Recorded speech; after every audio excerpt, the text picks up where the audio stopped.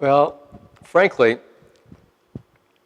as a child growing up, always being small, and usually smaller than everybody else my age, I was an energetic individual and sometimes creating challenges for my parents and others is I was kind of mischievous, not wanting to sit still.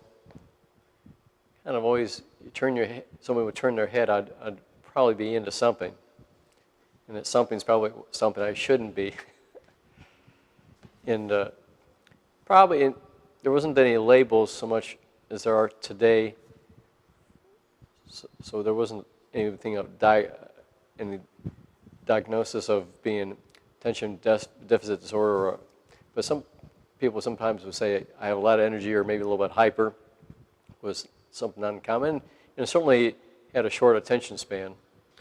I can remember stories like growing up when my mother would be sleeping, and she's probably sleeping because I probably caused her to be tired. And she would go down to lay down for a nap, and that's what I was supposed to be doing. And so I would find my way outside and roam around the neighborhood. Just maybe, when I'm 4 or 5 years old. She then would try locking the door, and we had a back screen door in our garage, attached garage, and I can remember very vividly how I would find ways to get that door unlocked. We'd have one of those latches with a hook, and first it was down low, and that wasn't too difficult to overcome. And then my parents decided, they should put it up very high, so I can't reach it. Well, I was pretty creative and sort of used a broomstick handle or something to get myself out, so I was once more out roaming around pretty easily. So it was that type of thing that was pretty common for me. Growing up, I was a challenge to my parents. My parents had some difficulties on their own, and I really suffered from low self-esteem and focus, and did not do very well in my academics. In fact, I can really say that I never really learned how to do that. Not the fault of anybody else. Perhaps the teachers that I had maybe didn't really know how well maybe were trained to deal effectively with a child like me, or my parents certainly were not equipped to deal with a challenging child. And so growing up, I didn't really have the qualities necessary to be successful academically or handling situations, whether it be being bullied or what have you. I just act back in a physical way, and that's the way it was going to be. Well, as everybody else was getting bigger, as I was growing up into junior high, and that's what it was in those days. In the high school, of course, I wasn't becoming so physical because I really was at a disadvantage. Certainly, I was still being bullied.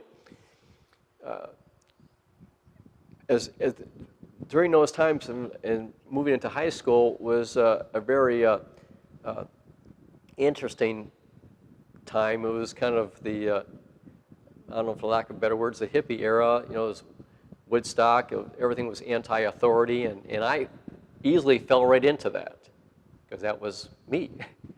And so my mother was kind of at her wit's end, and so she had called upon a relative of mine who was very close to me growing up.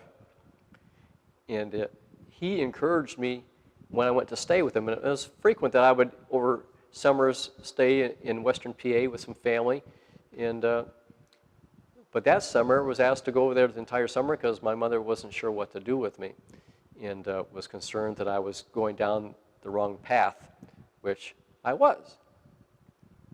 Well, his best friend was a black belt, and he thought, I had been introduced to martial arts karate a couple of years earlier on some trips to the family, and but had not done anything serious yet.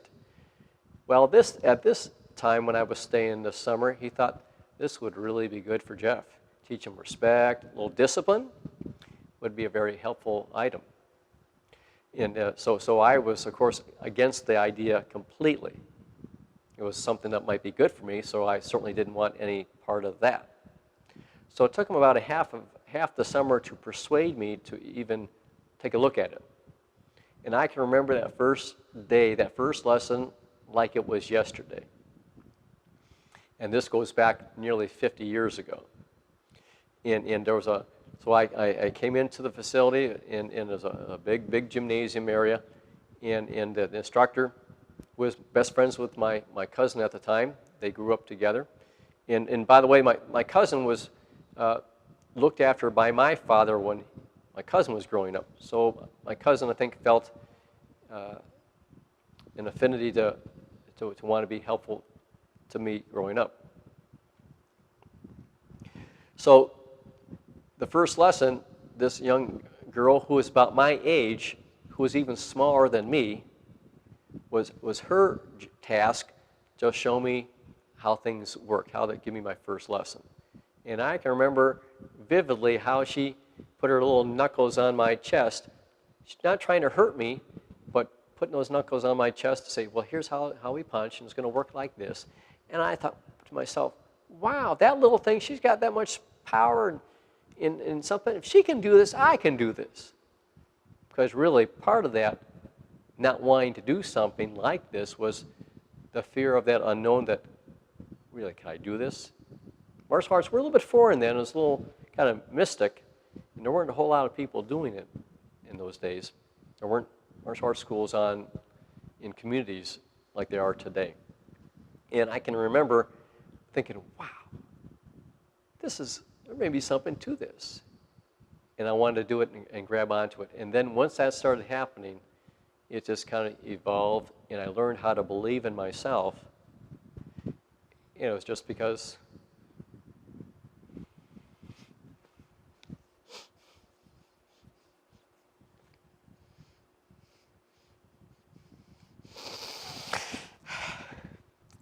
it was like a bolt of like lightning or something that just like a spark at that time.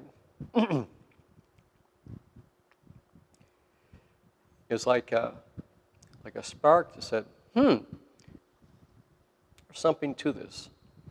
I didn't know what that meant, but I had a taste of something that, could be not only interesting and fun, but there was something there, and I don't know what it was, like just how even that young girl, she was almost a beginner too. She hadn't been practicing that long.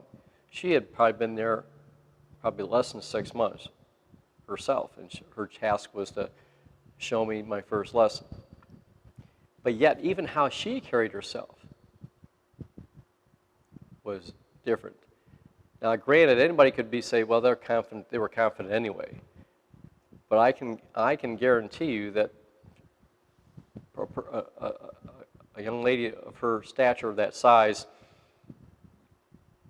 certainly was impacted by this experience in the same way that I became impacted pretty quickly. What I find is that because I've been there and done that, and been in the same boat as these children,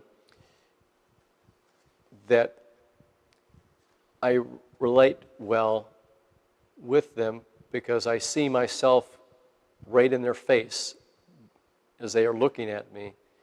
And the other side of that is because I've gained so much value in overcoming many of life's challenges that I, as well as many other children, have, that I've really been able to put myself in their shoes and feel what they feel. My approach is something that's been gained from my experience, not only what I've gained learning how I've been mentored as well, and things I've developed along with information from educators, etc.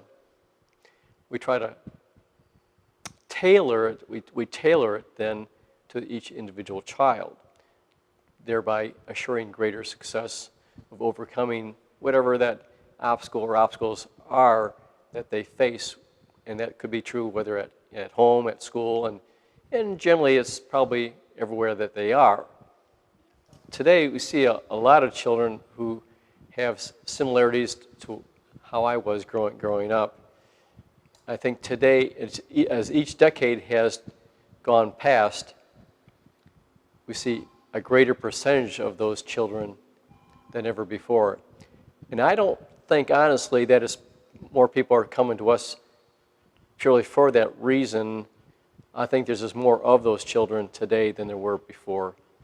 Certainly we get recommendations from educators and psychologists, and as well as other family members referring people to us because of our experience with working young people and having great success.